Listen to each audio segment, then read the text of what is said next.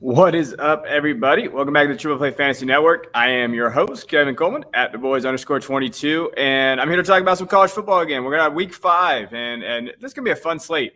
There's been a lot of great storylines so forth going into this season. First of all, Clemson losing, okay? What can they be, and how does that look? We have some really undefeated teams that we're going to see. Arkansas, who we're going to talk about a little bit later.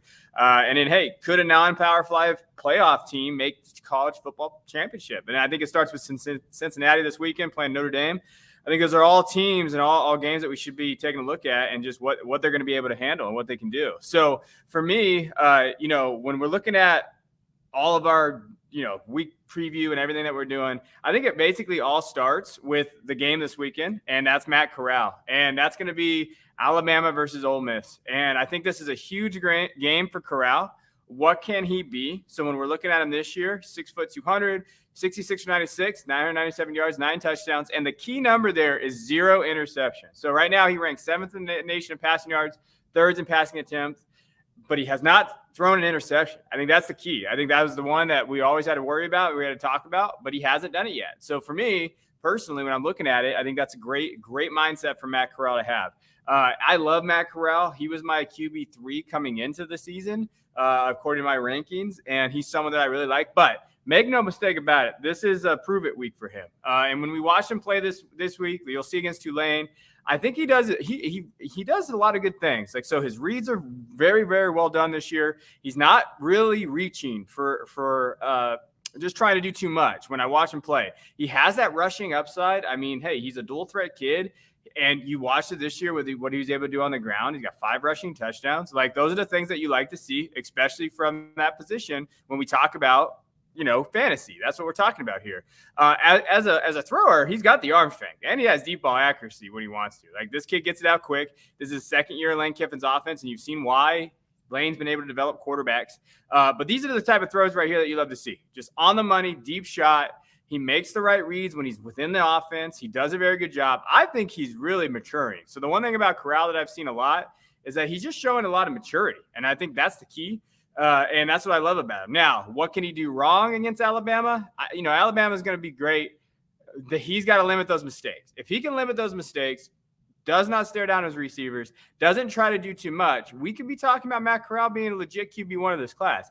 This game is monumental, though, for both teams, but for him and Ole Miss, but it's for his area. Now, they don't have to win to prove that he can be QB1, but he can't have a bunch of turnovers. I think that's the key. If he has one of those games, he got 3 or 4 turnovers. Now we're talking about some issues. But right there, these throws, a little underthrown there, but those are the type of plays that make Matt Corral that dangerous, and he's a lot of fun to watch. Now, next guy that I'm going to talk about, because I'm always going to talk about him because he's my guy, and that's Bryce Young. And, again, just because this is my favorite game of the weekend. Bryce Young right now, he's absolutely tearing it up, 1,100 yards passing, 15 touchdowns, 1 interception. And he just looks calm, cool, collected back there. That's the type of kid he is. When I profiled him this summer, poise, pocket presence, functional athleticism. He's not a dual threat guy. Like, he's not going to be a runner, but he has the ability to move within the pocket. So the couple things I think people elevated him, and I've heard some Alabama fans be even upset with him, like, well, why doesn't he take off? He's not that type of running back, or quarterback. He's not a runner. He's not a running back / quarterback that people think. He's not like that. That's just not who he is. He is a pocket passer, and he's going to be back there just making throws. He has an elite release, and when you watch him this year, he's shown you everything that you need to see from him as a quarterback. So let's take a look at him real quick. You'll watch it here. Good pocket presence, gets the ball out quick, finds his guys, excellent accuracy, right there. I think he has very good mental processing as well in football IQ. There's a reason why Saban really likes him is because of that ability. He's like that quarterback. He's their captain. He knows what he's looking at. He makes plays. He's awareness, and he's very just fluid when you watch him play. Like, he's not going to make the mistakes that you tend to make from, like, hey, he's really a freshman this year playing. He knows where to get to his guys, and yes, he has a great offensive line. Yes, he has weapons, but he's able to do all these things because he knows where his guys are at. And you'll watch it here. Steps up in the pocket, going through his reads, can move a little bit, finds them. And then he knew McClellan was there, and McClellan made a great play. Like, those are the type of things that you like to see from Bryce. This is a huge game for him as well. So this is a big game for Bryce. Can he step up? Can he be that next guy? And you'll see it here, okay? Like, can he elevate himself really above DJU? I think he can. And that's kind of where your mindset's got to be right now. So Bryce, big game for him, big game for Matt Corral. What can these two guys do together against each other, and will we see kind of a shootout? That's my biggest mindset from him. Now, running backs goes, I want to give a shout-out to Tyler Beatty. Tyler Beatty has been great this season. C2C darling. This dude's killing it, okay? 5'8", 5'9"-ish, 200 pounds. He's in that weird range where we got to really see what his measurables are at the combine. 2021 stats. He had 66 attempts this year, 417 yards and 5 touchdowns. And he has 20 receptions, 176 yards, and 3 touchdowns. And I think for Beatty, what it's going to be, and the key thing for him is his ability to catch the ball in the backfield. I think Tyler Beatty is in a PPR. We're going to see him. Now, he's a senior. Obviously, he didn't declare last year. We have all those things about him. But he's a very solid back. And he's proving this year, the biggest knock on him was this year, can he carry the load? He's proven this year that he can. And I think that's kind of the other mindset you got to have. He runs in between the tackles pretty well. But this right here is where he's going to make his money if he's going to get drafted. Yards after the catch, okay, making that ability to catch. He's one of the best receivers from the running back position in college football. And I'll stand by that. This kid is good. You'll see it here. He does have some burst. He can get in the hole, but he doesn't explode too much. But this was one of his favorite plays against Kentucky. You see it. He can break tackles. And I think that's where you're going to see his ability to break tackles and his ability to catch is really going to elevate him in this class. I don't know where I have him in this class in terms of like the top guys. He's in there. He's a late second round, third round value right now. But for his pass catching ability in PPR formats, we see that they overrate the pass catching ability. That's okay. It's going to right into Beatty. Now, the next guy I want to mention, and again, I'm going to go really Ole Miss heavy here, Jerrion Ealy, 5'9", 185. I have been all about not drafting this kid just because I thought he was a better baseball player than he was football player, and I just don't know if he's going to actually translate to the NFL. But it's a big week for him, okay, and that's 100% true. He had 31 attempts so far, 180 yards and touchdown. His receptions haven't been great this year. He's really had a timeshare in that running back room. So can he elevate himself, or are people going to start thinking like, hey, that third-round draft capital that we were giving up in Devy leagues, that might not look good anymore. And I think he was getting overdrafted a little bit. But it's good to see. Now, he has a receiving ability. He's not bad there.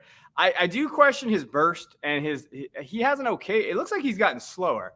I think he's put on some weight, and that's what we've seen from him. And I think it's affected his speed a little bit.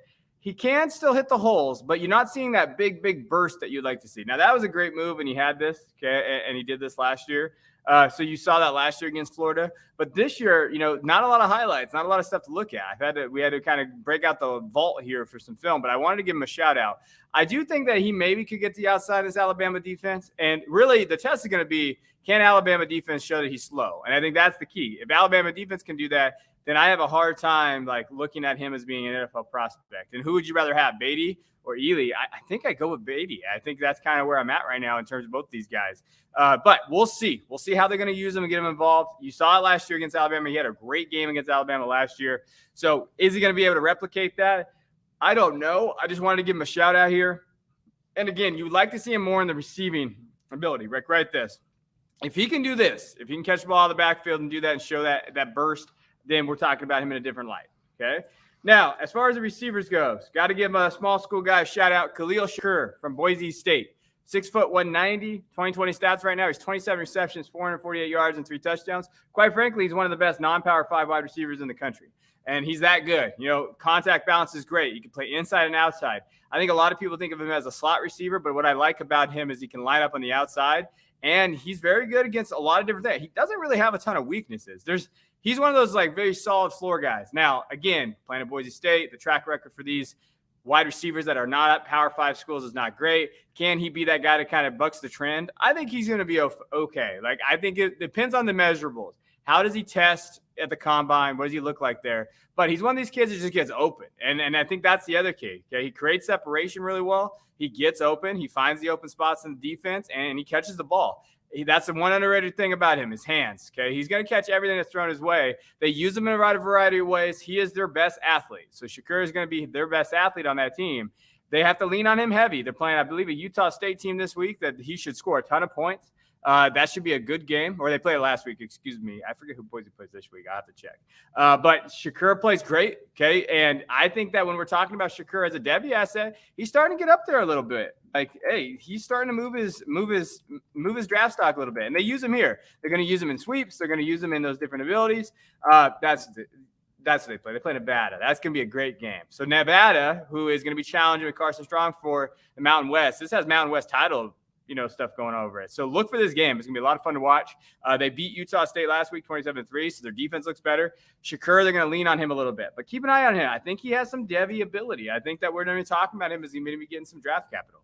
Now, last guy that I really want to just mention because he deserves it, Emeka Amizi, 2021 stats right now. He's 28 receptions, 302 yards, and 1 touchdown. He's leading NC State. Devin Leary has found a guy that he likes to throw the ball to. Now, he is a super senior, so when we look at him, he's definitely old.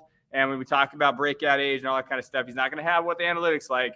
But he's having a good year. He's big-bodied, catches it well, and you'll see it here against Clemson in that win. Okay, and with what you see at 14 receptions, he had 116 yards and a touchdown. I like what he did, and in this game, he made the defense, and that Clemson defense is legit. The offense has its issues, but that Clemson defense is, they returned 11 starters. They had those other areas, but you'll see it here. They had a great game plan. They found him in open spots. They looked for him in different ways. So I was a big fan of him. I think that he's, as far as a Devy asset, I don't know. He's somebody you're going to draft later in your rookie drafts and hope that maybe he pops. But he loves the size. I love the size of him. I love his ability to catch touchdowns. He has that, and he's breaking out this year. If he can get up to that 1,000-yard mark, now we're really talking about someone as a prospect. Like, hey, raw stats, yes, I know that they're not amazing to look at, but you can look at him as being a third-round rookie draft pick, and maybe he pops. They don't pop a lot anyway, right? Now, so those are my guys. Those are the guys that kind of watch this weekend and what you're seeing. Now, the games that I'm most looking forward to. So let's talk about Alabama, Ole Miss. Alabama, Ole Miss is the game I'll be watching no matter what, even if my wife yells at me. Okay, right now, Alabama is a 14.5-point favorite, which, man, I love that Ole Miss line. I'll be honest with you guys. This has so many storylines. You got return of Lane Kiffin after shredding him last year for 650 yards and 48 points. Can Matt Corral prove that he's the true QB1 of the class? Will Ole Miss's defense be good enough to stop Bryce Young? Can Bryce Young prove that he's the QB1 by and far? Is he going to elevate himself there? Lane Kiffin's offense this season, they're number 1 in average yards per game. They're averaging 633 yards a game. Number 1 in average points per game, 52.7 points. Number 4 in rushing yards per game, 298.7 yards. Number 11 in passing yards per game, 336.7 yards. So you're going to see a ton of points. You're going to see this. Can Ole Miss go in and beat Alabama? I don't know, but I definitely think they can cover. And I do think that Matt Corral, this has monumental potential to be his QB1 game. Or we're talking about him as falling out of the top 5. That's how big this game is for him. So it's going to be an interesting game. And always, Lane Kiffin and Alabama is always going to be fun. Now, next game I want to talk about, Georgia, Arkansas. Man, no one circled this game at the beginning of the year, but now you have number 8 Arkansas at number 2 Georgia. Georgia's getting 18.5 points. It's a ton of points for this game. I feel like Arkansas is a no-brainer here in terms of covering. But you know what? The Arkansas defense is one of the best in the country. And then they have Burks, Traylon Smith, Tyson Morris. They got some guys there. Georgia, it looks like Brock Bowers is going to be the tight end one of that class. Shout out to Devy Dietz. He loved him from the beginning. Just kidding. It was me. Wide receiver duo, Jermaine Burton, Donnie Mitchell. They're going to have some matchup issues here. Will that running game be going for Georgia? I think that's the key. Can Georgia have that running game that goes there? I think that this is going to be a tough battle. And this is a litmus test as well for Arkansas.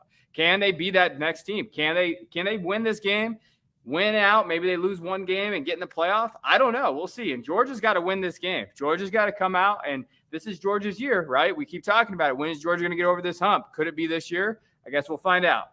And then the last name is Maryland at Iowa. Iowa's a 3.5-point favorite. They're number 5. Maryland's 4-0, though. And you know what? Little Tua, okay, he is killing it right now. He's leading in every Big Ten passing category except interceptions. They have Raheem Jarrett. He's targeted, and he's looking like, hey, can I be that number 1 wide receiver of the 2023 class? They are very good. Now, the Hawkeyes have one of those best defenses in the Big Ten. They've allowed the fewest points in the Big Ten right now. Can they win this game at home? I know that's why, and I know when talking about where they're at and what they're doing, I'm a big fan of what Maryland can do. I think Maryland can score the points, and I think we're going to see that. Iowa's very good defensively, but at some point that offense is going to bite them, and I don't know if they can win in a shootout. So I'm going to pick Maryland in this game, and I think that Maryland is going to win outright. That's kind of my goal there. I think Maryland can win this game outright and end the Iowa Hawkeyes' kind of undefeated season so far, and number 5 in the country. So those are the guys I want you guys to take a look at. So Matt Corral, Bryce Young again, Tyler Beatty, Jarion Ely, Khalil Shakur, and Emeka Amizi. Okay, those are the guys there. I appreciate you guys tuning in to the college football preview. I will be back next week, and I appreciate you guys.